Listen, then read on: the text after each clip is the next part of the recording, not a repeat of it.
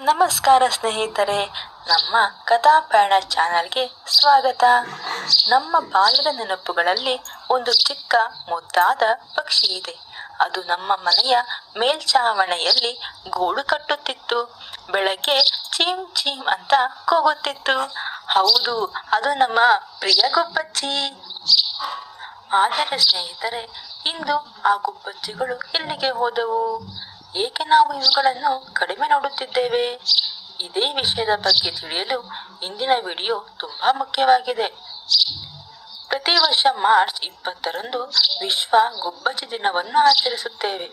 ಈ ದಿನದ ಮುಖ್ಯ ಉದ್ದೇಶ ಗುಬ್ಬಚ್ಚಿಗಳ ಸಂಖ್ಯೆಯ ಕಡಿಮೆಯ ಬಗ್ಗೆ ಜನರಲ್ಲಿ ಜಾಗೃತಿ ಮೂಡಿಸುವುದು ಮತ್ತು ಅವುಗಳನ್ನು ರಕ್ಷಿಸುವುದು.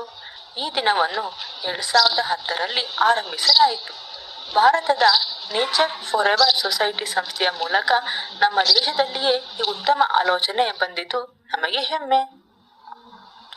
ಗುಬ್ಬಚ್ಚಿಗಳು ಸಣ್ಣ ಪಕ್ಷಿಯಾದರೂ ಅವುಗಳ ಪಾತ್ರ ಪ್ರಕೃತಿಯಲ್ಲಿ ತುಂಬಾ ದೊಡ್ಡದು.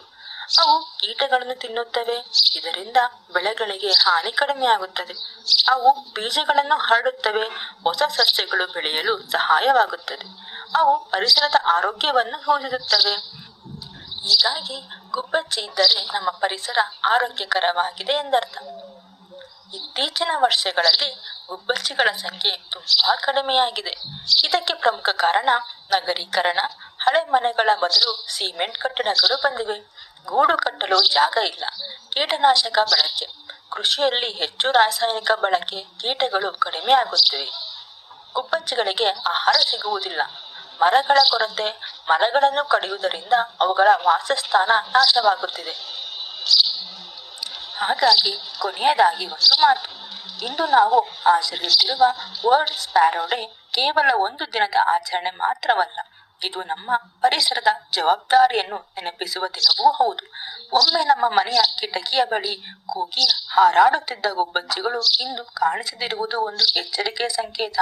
ನಮ್ಮ ಸಣ್ಣ ಪ್ರಯತ್ನಗಳು, ಮನೆ ಮುಂದೆ ನೀರಿನ ಪಾತ್ರೆ ಇಡುವುದು, ಧಾನ್ಯ ಹಾಕುವುದು ಮತ್ತು ಮರಗಳನ್ನು ನೆಡುವುದು, ಇವುಗಳಿಂದ ನಾವು ಮತ್ತೆ ಗುಬ್ಬಚ್ಚಿಗಳ ಚಿಲಿಪಿಲಿ ಧ್ವನಿಯನ್ನು ಕೇಳಬಹುದು.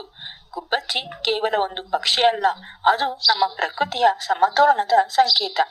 ನಾವು ಈಗಾಗಲೇ ಕ್ರಮ ಕೈಗೊಂಡರೆ ಮುಂದಿನ ಪೀಳಿಗೆಗೂ ಆದ್ದರಿಂದ ಗುಬ್ಬಚ್ಚಿಯನ್ನು ಉಳಿಸಿ, ಪ್ರಕೃತಿಯನ್ನು ಉಳಿಸಿ. ಧನ್ಯವಾದಗಳು.